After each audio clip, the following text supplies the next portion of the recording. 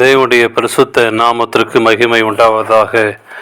இந்த காலை வேளை உங்கள் அனைவரையும் ஆண்டவராகிய இயேசு கிறிஸ்துவின் இன்ப நாமத்தில் உங்களை அன்போடு வாழ்த்தி வரவேற்கிறேன். விண்துளிகள் வாயிலாக இந்த நாளில் சந்திப்பதில் மிகுந்த மகிழ்ச்சி அடைகிறேன். எபேசியர் 6ஆம் அதிகாரம் 4ஆம் வசனம். கர்த்தருக்கேற்ற சிச்சையிலும் போதனையிலும் அவர்களை வளர்ப்பீர்களாக. பிரியமான பிள்ளைகள். தலைப்பு 2. பிள்ளைகளின் குணநலன்களுக்கு பெற்றோர்கள் மிகப்பெரிய பொறுப்பாளர்கள். குடும்பத்தில் தகப்பன் தலைவனாகவும் ஆசிரியனாகவும் இருக்க வேண்டும். குடும்பத்தில் தாயானவள் குடும்பத் தலைவியாகவும் ஆசிரியராகவும் இருக்க வேண்டும். பெற்றோர்கள் தங்கள் பிள்ளைகளுக்கு எப்பொழுதுமே ஒரு முன்மாதிரியாக இருக்க வேண்டும். பெற்றோர்கள் தங்கள் கரங்களை திடப்படுத்தி எந்த நேரமும் சுறுசுறுப்பாகவும் வேலை செய்யலாகவும் இருந்தால் சாத்தானின் வீண் இச்சைகளுக்கு விலகி இருக்கலாம். உண்மையற்ற பெற்றோர்களுக்கு சிறந்த உதாரணம் ஏலியின் வாழ்க்கையாகும்.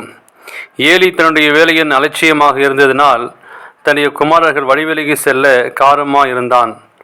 தன்னுடைய பிள்ளைகள் பிறருக்கு விரோதமாகவும் கர்த்தருக்கு விரோதமாகவும் வழிவிலகி சென்றார்கள்.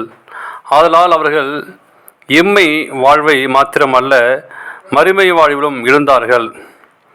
சமுதாயத்தில் முன்னோடியாக இருந்தவர்கள் நிமித்தம் நூற்றுக்கணக்கான மற்றும் ஆயிரக்கணக்கான பேர்கள் வழிவிலக காரணமாக இருந்தார்கள்.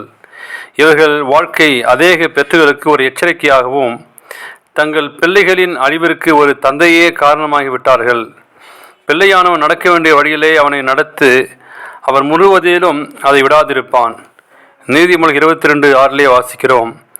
ஏலியின் பிள்ளைகள் சிறுவயதில் செய்த தவறுகள் கண்டிக்கப்படாததினால் வாலிபரான போது அவர்களை திருத்த முடியாமல் போய்விட்டது.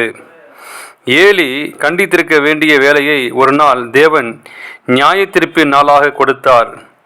யோபு இதற்கு மாறாக செயல்பட்டதை வேதத்தில் காணலாம்.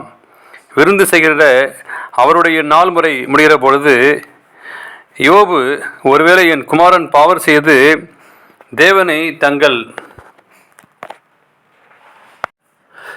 இருதயத்திலே தூஷித்தால் இருப்பார்கள் என்று சொல்லி அவர்களை அழைத்து பரிசுத்தப்படுத்தி அதிகாலமே எழுந்து அவர்கள் எல்லோருடைய இலக்கத்தின்படியும் சர்வாங்க தகன பலியை செலுத்துவான்.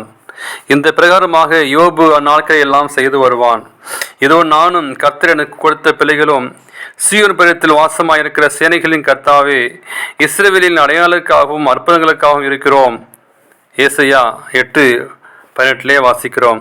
பிரியமானவர்களே, தேவன் உங்களுக்கு கொடுத்த கற்பத்தின் கனியை அவருக்கு மகிமையாக காணிக்கையாக நீங்கள் ஒப்புக் கொடுக்க வேண்டும். அப்படிப்பட்டு வளர்க்கும் போதுதான் தேவனுடைய ஆசீர்வாதத்தை நான் பெற்றுக்கொள்ள முடியும். தேவன் தாமே உங்களை ஆசீர்வதிப்பாராக. ஆமென்.